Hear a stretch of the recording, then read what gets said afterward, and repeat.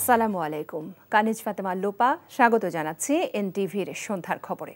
আইন শৃঙ্খলা পরিস্থিতি অবনতির আশঙ্কায় থাকায় গোপালগঞ্জে আগামীকাল সকাল 11টা পর্যন্ত কারফিউ বাড়ানো হয়েছে। বৈঠক শেষে এই সিদ্ধান্ত জানান ঢাকার বিভাগীয় কমিশনার। এদিকে কারফিউ ঘিরে গোপালগঞ্জ শহর জুড়ে বিরাজ করছে থমথমে পরিস্থিতি। হাসপাতাল ব্যতীত বন্ধ রয়েছে সব ধরনের দোকানপাট। গোপালগঞ্জ প্রতিনিধি মাহবুব হোসেন সারমাতকে সাথে নিয়ে নূর হোসেনের রিপোর্ট।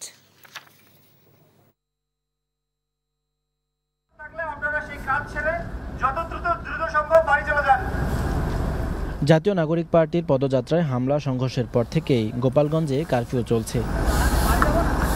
কারফিউর মধ্যে বন্ধ রয়েছে অধিকাংশ দোকানপাট। সড়কে যানবাহনের উপস্থিতি অন্য দিনের তুলনায় অনেক কম। জরুরি প্রয়োজন ছাড়া বাইরে বের হচ্ছেন না শহরের বাসিন্দারা। বেচা কিনাই বন্ধ, আমরা তো বেচা কিনা না করলে আমরা চলবো কিভাবে? কারফিউ থাকলে মানুষজন শহরে না ঢুকলে আমরা কি খাবো?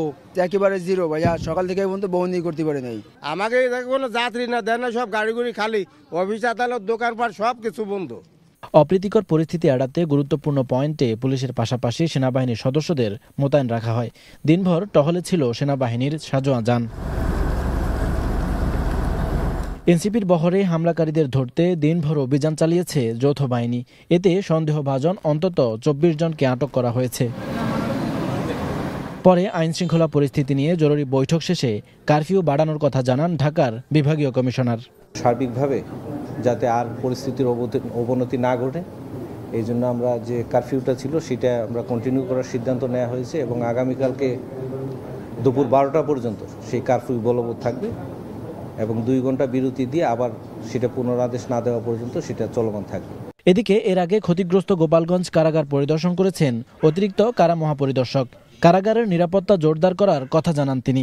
প্রথম থেকে এখানে ব্যবস্থা নিয়েছি। এছাড়া আমাদের কারারক্ষীদের, তারপরে এখানে যিনি কারার ইনচার্জ হিসাবে আছেন, ওনার সাহসিকতার জন্য আমরা এটা যথেষ্ট পরিমাণে আমরা ট্যাকল করতে পেরেছি। আমরা এখন তো স্ট্রেনথেন আপনারা নিজেরাই দেখছেন এখানে যে আমাদের এখানে বিজিবি আছে, আর সেনাবাহিনী আছে, এখানে পুলিশেরও দিনকে টহল আছে এখানে। সুতরাং গতকালকের চেয়ে আজকের পরিস্থিতি অনেক বেটার। কারফিউ চলমান থাকায় গোপালগঞ্জ জেলার এইচএসসি ও সমমানের পরীক্ষা স্থগিত করা হয়েছে। জাতীয় নাগরিক পার্টি এনসিপির পদযাত্রায় হামলা সংঘর্ষের পর থেকেই গোপালগঞ্জে থমথমে পরিস্থিতি বিরাজ করছে। আইন শৃঙ্খলা রক্ষাকারী বাহিনী বলছে হামলায় জড়িত প্রত্যেকের বিরুদ্ধে ব্যবস্থা গ্রহণ করা হবে।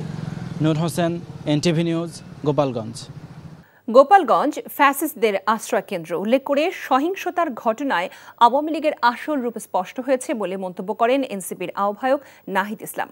দুপুরে ফরিদপুরে পথসভায় এসব কথা বলেন তিনি। পরে রাজবাড়ীতে জাতীয় নাগরিক পার্টির আহ্বায়ক বলেন, দেশের মানুষের সমস্যার সমাধানের রাজনীতি করতে চায় এনসিপি। জেলা প্রতিনিধিদের তথ্য ছবিতে ইমরুল কায়েসের ডেস্ক রিপোর্ট। দেশ গড়তে জুলাই পদযাত্রা কর্মসূচিতে বিকালে রাজবাড়ীতে পথসভা করেছে জাতীয় নাগরিক পার্টি এনসিপি। শহরের বড়পুল মোড় থেকে পদযাত্রা করে 1 নম্বর রেলগেট শহীদ স্মৃতি চত্বর পর্যন্ত পথসভা করে সংগঠনের নেতাকর্মীরা। বক্তব্য রাখেন এনসিপির আহ্বায়ক নাহিদ ইসলাম। এই পদযাত্রার অন্যতম প্রধান উদ্দেশ্য জেলায় জেলায়, এলাকায় এলাকায় আপনাদের সমস্যাগুলো শোনা, আপনাদের সমস্যাগুলোকে আইডেন্টিফাই করা, আপনাদের সমস্যার সমাধানের রাজনীতি আমরা করতে চাই।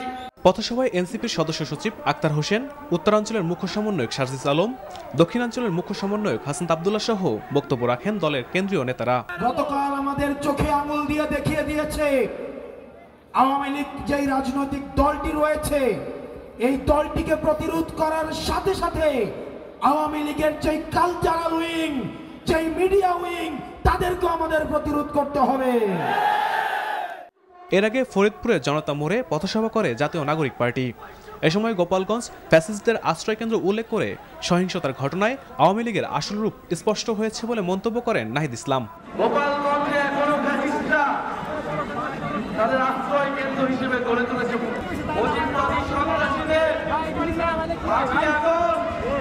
আমরা পরাস্ত করেছি, আইনিভাবে শান্তিপূর্ণভাবে এই সকল সন্ত্রাসীদের গ্রেফতার করা হোক। আর না হলে আমরা অবিলম্বে গোপালগঞ্জে মার্চ করব। এ সময় জাতীয় নাগরিক পার্টির দলীয় কার্যালয় উদ্বোধন এবং জুলাই অভ্যুত্থানে শহীদ পরিবারের সাথে সাক্ষাৎ করেন দলের নেতাকর্মীরা। Imrul Kayes, NTV news desk. নানা কৌশলে ইস্যু তৈরি করে পরিকল্পিতভাবে একটি মহল নির্বাচন বানচালের চেষ্টা করছে এমন অভিযোগ করে বিএনপির স্থায়ী কমিটির সদস্য সালাউদ্দিন আহমেদ বলেছেন, ফেব্রুয়ারিতে নির্বাচনের জন্য নির্বাচন কমিশনকে এখনও নির্দেশনা দেওয়া হচ্ছে না। এদিকে পৃথক আলোচনায় দলটির নেতারা অভিযোগ করেন, মিটফোর্ড হত্যাকাণ্ডের দায় সরকারকে না দিয়ে বিএনপি ও তারেক রহমানের উপর চাপানো হচ্ছে। সাদরিনা খন্দকারকে সাথে নিয়ে দেখুন আবির আহমেদের রিপোর্ট। আইন শৃঙ্খলা পরিস্থিতির অবনতি হয়েছে এমন অভিযোগে রাজধানী নয়াপল্টনে বিক্ষোভ মিছিল ও সমাবেশের আয়োজন করে যুবদল। দুপুরের পর থেকেই রাজধানীর বিভিন্ন স্থান থেকে মিছিল নিয়ে বিএনপির কেন্দ্রীয় কার্যালয়ের সামনে সমবেত হন সংগঠনটির নেতাকর্মীরা। সমাবেশে বিএনপির স্থায়ী কমিটির সদস্য সালাউদ্দিন আহমেদ বলেন, অন্তর্বর্তী সরকারের ব্যর্থতায় আইন শৃঙ্খলা পরিস্থিতির অবনতি হচ্ছে। এ সময় গোপালগঞ্জে এনসিপির সমাবেশে হামলা নিয়েও কথা বলেন তিনি। যারা গণ অভ্যুত্থানের শক্তিকে চ্যালেঞ্জ করার সাহস পাচ্ছে তারা কারা এবং কেন? জবাব হচ্ছে সরকারের নির্লিপ্ততা এবং আইন শৃঙ্খলা পরিস্থিতি নিয়ন্ত্রণে তাদের ব্যর্থতা। মাননীয় প্রধান উপদেষ্টা, নির্বাচন কমিশনকে আপনি এখনো অফিসিয়ালি ফেব্রুয়ারির প্রথম সপ্তাহে নির্বাচন অনুষ্ঠানের জন্য এখনো কোনো যথাযথ প্রক্রিয়ায় ইনস্ট্রাকশন দেন নাই। এর আগে একই স্থানে শহীদ রাষ্ট্রপতি জিয়াউর রহমানের ছবি অবমাননা এবং বিএনপির ভারপ্রাপ্ত চেয়ারম্যান তারেক রহমানকে নিয়ে কুরুচিপূর্ণ মন্তব্যের প্রতিবাদে বিক্ষোভ সমাবেশ ও মিছিল করে কৃষক দল। এ সময় রিজভী আহমেদ বলেন, তারেক রহমানকে নিয়ে অপপ্রচার চালিয়ে নির্বাচন পেছানোর অপচেষ্টা জনগণ মেনে নেবে না। মিটফোর্ডের সামনে হৃদয় বিদারক ঘটনা ঘটেছে।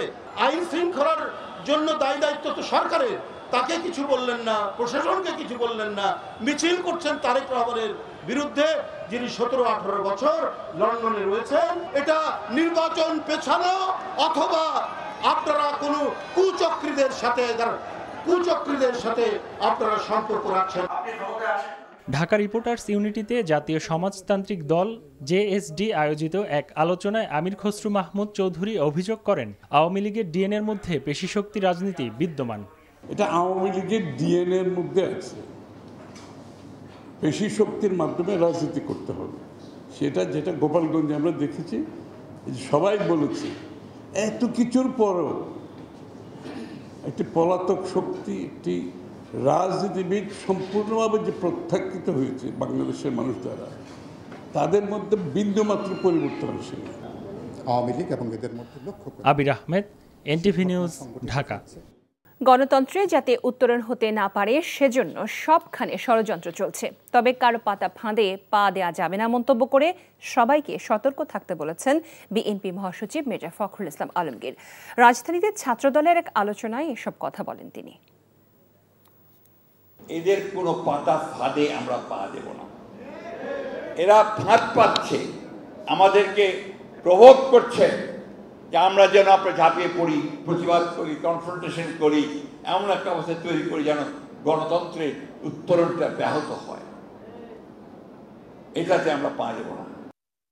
ভোটার তালিকার সংশোধন অধ্যাদেশের খসড়ার চূড়ান্ত অনুমোদন দিয়েছে উপদেষ্টা পরিষদ। তফসিল ঘোষণার আগে ভোটার হওয়ার উপযোগী হলে তাদেরকে ভোটার তালিকায় যুক্ত করার বিধান থাকছে বলে জানিয়েছেন প্রধান উপদেষ্টার প্রেস উইং। দুপুরে রাজধানী ফরেন সার্ভিস একাডেমিতে এক সংবাদ ব্রিফিংয়ে এসব তথ্য জানানো হয়। প্রধান উপদেষ্টার সিনিয়র সহকারী প্রেস সচিব ফওয়াজ আহমদ বলেন, তফসিল ঘোষণার 1 মাস আগে কোনো ব্যক্তির 18 বছর পূর্ণ হলে সে ভোটাধিকার প্রয়োগ করতে পারবেন। এ সময় গোপালগঞ্জে জাতীয় পার্টির উপর হামলা ইস্যুতে সাংবাদিকদের করা প্রশ্নের জবাবে প্রধান উপদেষ্টা প্রেস সচিব বলেন, হামলার ঘটনায় কারা জড়িত তা খুঁজে বের করতে স্বরাষ্ট্র, আইন ও জনপ্রশাসন মন্ত্রণালয়ের সমন্বয়ে তদন্ত কমিটি গঠন করা হয়েছে। 14 দিনের মধ্যে পূর্ণাঙ্গ প্রতিবেদন দাখিলের নির্দেশনা দেওয়ার কথাও জানান শফিকুল আলম। আগামী জাতীয় সংসদ নির্বাচনের আগে লেভেল প্লেইং ফিল্ড, প্রয়োজনীয় সংস্কার ও গণঅভ্যুত্থানে সংঘটিত হত্যাকাণ্ডের বিচার নিশ্চিত করার দাবি জানিয়েছে বাংলাদেশ জামায়াতে ইসলামী। জাতীয় প্রেস ক্লাবে এক সংবাদ সম্মেলনে দলটির সেক্রেটারি জেনারেল অধ্যাপক মিয়া গোলাম পরওয়ার এ দাবি জানান। জুলাই অভ্যুত্থানের পর সকল দেশপ্রেমিক গণতান্ত্রিক শক্তি এই সংস্কারের দাবি তুলেছেন। যে রাষ্ট্রীয় কাঠামোর মধ্য দিয়ে এই ফ্যাসিবাদের জন্ম হয়েছে এবং তারা কর্তৃত্ববাদী শাসনে আমাদের দেশের সমস্ত ক্ষমতা, রাজনৈতিক, মানবিক, সাংবিধানিক সবকিছু কেড়ে নিয়ে তারা বর্বর একটা যুগ তারা শাসন করেছে। এই কর্তৃত্ববাদী শাসক যেন আর তৈরি না হয়, এই জন্য আমাদের রাষ্ট্রের কাঠামোকে পরিবর্তন করতে হবে। সাবেক প্রধানমন্ত্রীর সামরিক উপদেষ্টা তারিক আহমেদ সিদ্দিক, তার স্ত্রী ও 2 কন্যার নামে বিপুল পরিমাণ অবৈধ সম্পদ থাকার প্রমাণ পেয়েছে দুর্নীতি দমন কমিশন। রাজধানীর দুদক কার্যালয়ে ব্রিফিংয়ে সংস্থাটির মহাপরিচালক আক্তার হোসেন জানান, দালিলিকভাবে তারিক সিদ্দিক পরিবারের এসব সম্পদের মূল্য 62 কোটি টাকা বলা হলেও বাস্তবে তা কয়েকশো কোটি টাকা। সব মিলিয়ে তাদের বিরুদ্ধে প্রায় 62 কোটি টাকার অবৈধ সম্পদের প্রমাণ পাওয়ায় পৃথক মামলার সুপারিশ করতে যাচ্ছে দুদকের অনুসন্ধান টিম। এছাড়া তারিক আহমেদ সিদ্দিক ও তার স্ত্রী শাহিন সিদ্দিকের ব্যাংক হিসেবে প্রায় 122 কোটি টাকার সন্দেহভাজন লেনদেনের প্রমাণ পাওয়া গেছে। বিচার বিভাগের টেকসই স্বাধীনতা নিশ্চিত করতে অন্তর্বর্তী সরকারের সুযোগ কাজে লাগানোর আহ্বান জানিয়ে প্রধান বিচারপতি সৈয়দ রেফাত আহমেদ বলেছেন, এর সুযোগ হারালে দীর্ঘমেয়াদে বিচার ব্যবস্থা কাঙ্ক্ষিত সংস্কার থেকে বঞ্চিত হতে পারে। বিকেলে রাজধানীর সুপ্রিম কোর্ট বার অ্যাসোসিয়েশন মিলনায়তনে প্রয়াত ব্যারিস্টার সৈয়দ ইশতিয়াক আহমেদের স্মরণ সভায় তিনি একথা বলেন। তিনি বলেন, অন্তর্বর্তী সরকারের হাতে একটি বড় সুযোগ এসেছে বিচার বিভাগের কাঠামোগত সংস্কার ও স্বাধীনতা নিশ্চিত করার। বিচারপতি বলেন, এই সংস্কার প্রক্রিয়া রাজনৈতিক সদিচ্ছার উপর নির্ভরশীল, আর তাই সময়োপযোগী পদক্ষেপ না নিলে ভবিষ্যতে এই গুরুত্বপূর্ণ সুযোগ আর নাও আসতে পারে। যে মার্কা ব্যবহার করে দেশের মানুষের ভোটাধিকার হরণ করা হয়েছে, সেই নৌকা প্রতীক নির্বাচন কমিশনে বহাল থাকা জুলাই অভ্যুত্থানের চেতনার সাথে সাংঘর্ষিক মন্তব্য করেছেন যুব ও ক্রীড়া উপদেষ্টা আসিফ মাহমুদ সজীব ভূঁইয়া। দুপুরে রাজধানী আগারগাঁওয়ে বিডা কার্যালয়ে তরুণ উদ্যোক্তাদের নিয়ে আয়োজিত কর্মশালায় সাংবাদিকদের প্রশ্নের জবাবে এমন মন্তব্য করেন তিনি। এ সময় গোপালগঞ্জের ঘটনাকে অপ্রত্যাশিত উল্লেখ করে তিনি বলেন, গতকাল এনসিপির সমাবেশ ঘিরে ন্যাক্কারজনক ঘটনা ঘটেছে, যা দুঃখজনক। এ ঘটনায় দোষীদের দ্রুত আইনের আওতায় আনা হবে বলে আশাবাদ ব্যক্ত করেন তিনি। এর আগে কর্মশালায় বক্তারা বেকারত্ব নিরসনে, উদ্যোক্তা তৈরিতে সহজ শর্তে ব্যাংক লোন প্রদান থেকে শুরু করে দীর্ঘমেয়াদী কর্মপরিকল্পনা গ্রহণের তাগিদ দেন। সারা দেশের 60 জনেরও বেশি তরুণ উদ্যোক্তা, বিনিয়োগকারী, নীতি নির্ধারক ও অংশীদার এই কর্মশালায় অংশ নেন। ইস্পাহানি প্রিমিয়াম টি খেলার খবর। বাংলাদেশ পাকিস্তান টি-20 সিরিজ প্রসঙ্গ। শ্রীলঙ্কার বিপক্ষে সাফল্য পাওয়া স্কোয়াডই ঘরের মাঠে পাকিস্তানের বিপক্ষে খেলাচ্ছে বাংলাদেশ। আজ বিসিবি এক বিজ্ঞপ্তিতে জানিয়েছে, লিটন দাসের নেতৃত্বাধীন লঙ্কাজয়ী দলটাই 3 ম্যাচের সিরিজে পাকিস্তানের বিপক্ষে প্রতিদ্বন্দ্বিতা করবে। বাংলাদেশের ক্রিকেটে এমন ঘটনা সাধারণত দেখাই যায় না। এবার সাফল্যই পুরো স্কোয়াডকে অবিচ্ছিন্ন রেখেছে। দেশের মাটিতে খেলা হওয়ায় দলে উপযোগিতা না থাকার পরও মেহেদী হাসান মিরাজ তাই ধরে রেখেছেন তার জায়গা। টানা দ্বিতীয়বার টি-20 সিরিজে জায়গা পেলেন না সাবেক অধিনায়ক নাজমুল হোসেন শান্ত। মিরপুর শেরেবাংলা স্টেডিয়ামে 20, 22 ও 24 জুলাই পাকিস্তানের বিপক্ষে ম্যাচগুলো অনুষ্ঠিত হবে। সবগুলো খেলা শুরু হবে সন্ধ্যায় 6টায়। এই ছিল সন্ধ্যার খবরে। এই খবরের ভিডিও সহ আপডেট জানতে ভিজিট করুন এনটিভি অনলাইন www.ntvbd.com। এছাড়াও এনটিভির জনপ্রিয় সব অনুষ্ঠান ও খবরের আপডেট জানতে ভিজিট করুন আমাদের ইউটিউব ও ভেরিফাইড ফেসবুক পেজ। রাত 10:30টায় রাতের খবর দেখার আমন্ত্রণ জানিয়ে বিদায় নিচ্ছি। সবাইকে ধন্যবাদ এতক্ষণ সাথে থাকার জন্য।